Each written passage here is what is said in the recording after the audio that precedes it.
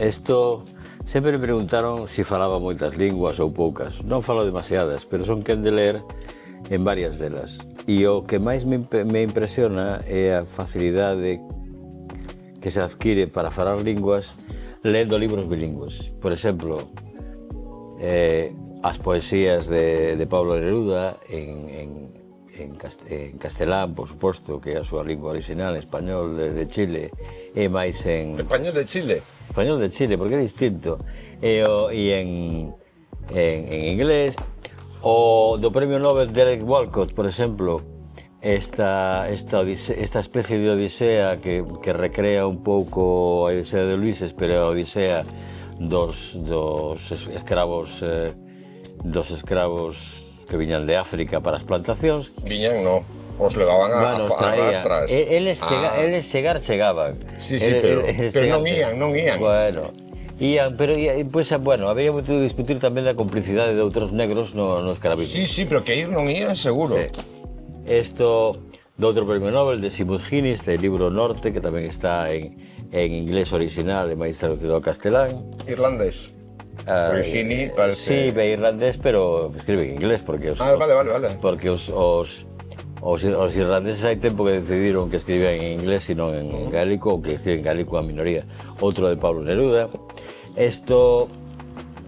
Tamén temos por exemplo, en galego e francés, un libro de Pepe Cáccamo. Farsas para títeres. Está publicado en francés en bilingüe por Espiral Mayor. Sí. ¿Eso por qué? Eso porque resultaría interesante para calquer tipo de promoción exterior. Eduardo Blanco Amor, Farsas para títeres en castelán e en galego. Un libro para os que non entenden galego, que se chama Rosalía no Camiño, que foi publicado en 2021, cando viñeron aquí 2019, cando viñeron os poetas belgas do colectivo belga, Fran de Crits, Ramón Neto, Bert Vermont, Tajadnan, etc. Que coordinei eu no seu momento e que están na lingua original do poeta, ven en francés, en flamenco, en español ou en árabe, e despois todos eles traducidos ao galego. E cada un deses poemas fala de Rosalía de Castro. Rosalía ou das circunstancias. Aquí temos unha obra que xa non é bilingüe, sino que máis linguas aínda, en galego, castelán, metalingüe, inglés e francés, que sobre a vida de Rosalía. Non temos a Constitución Europea en verso? Non, aquí non a temos. Temos unha edición bilingüe de Rimbaud, un poeta, non sei se maldito ou non, pero que acabou a súa vida en Abisinia de traficante de armas. Despois de recibir un tiro na Gran Plaza de Bruselas. Sí, para que te fíes dos poetas. Do gran escritor Fernando Pessoa, as súas rouballatas, originalmente escritas en portugués e traducidas ao castelán. Con baldosas portuguesas na capa, por si acaso. O poeta e representativo da jazz poetry, Ferlinghetti, que lee cos seus poemas tamén en bilingüe, en inglés original e traducidos ao francés. Unha parte das viaxes de Gulliver, que a viaxe a Lilliput, pois de maneira que os nenos que francófonos a poden aprender en inglés ou viceversa. Paul Eluard, traducido ao inglés. De quen fora amante Paul Eluard? Pois agora non me acordo. Tuve un rollo con alguén... Igual tiña máis de unha, pero bueno, ou de non sei, non me acordo. No, porque era algo parecido ao de Diego Rivera, Frida Kahlo e... Por exemplo, normalmente os haikus é algo pois, que ven da cultura xaponesa, pero en este caso son haikus cabalísticos que están escritos en portugués e en inglés. Difíciles haikus tamén. No de Poetas de Orfeo non hai algo teu? En Poetas do Orfeo tamén teño aquí un texto, pero bueno, tampouco vou facer propaganda a mí mesmo. Pero ti viñes aquí a falar do teu libro. Continuamente.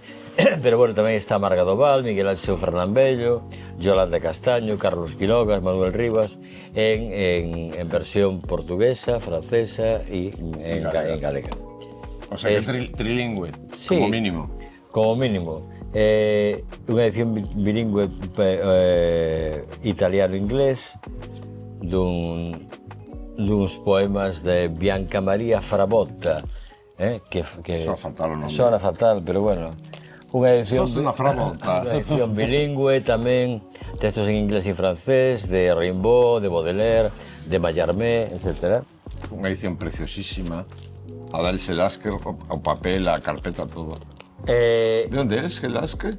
Alemania. Debe ser alemana ou austríaca.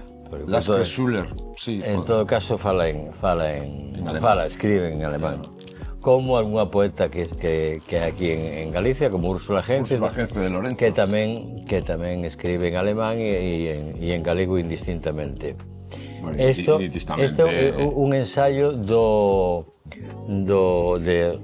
de Alonso, como se chama de nome, de Rodolfo Alonso, un poeta moi importante na Argentina, que é galego.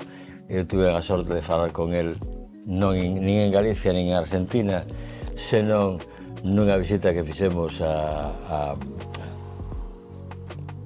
en Bélxica, isto que levou ali, o levaron ali con unha beca, e entón el chamoume cando chegou, e fala dos poemas de George Shehade, que non sei como se escribe, que é un poeta libanés, pero a edición está en francés e en castelán. E el en que escribe? El escribe en castelán?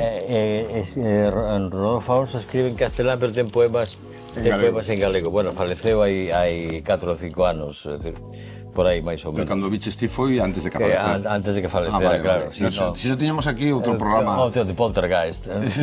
No, pero facíamos un, como se chama, cuarto milenio de eso, sí. Bueno, esta é Balada del viejo marinero e outros poemas de Samuel Taylor Coleridge, que está na súa lingua original, que é o inglés, e tamén traducido ao castelán.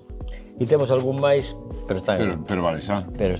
Que isto para que saibades que temos en Río Lagares, aparte de ter moitos libros en edición original e moitos libros tamén traen a súa versión traducida, tamén temos libros bilingües nos que hai as dúas linguas, pois entonces digamos que podes ir vendo as dúas páxinas e facéndote co idioma se non tes moito dominio. Se tes moito dominio, pois chico, collete directamente o libro. A lingua original. Claro, exactamente. Claro. E aquí vos deixamos con un libro de Eduardo Blanco Amor no que bailan breakdance na portada. Lembrade que todo isto en Río Lagares, na Rúa Falperra 16 en Vigo. Temos discos, temos libros, temos exposicións, eventos, temos moi pouca vergonza. Chao, chao. Chao.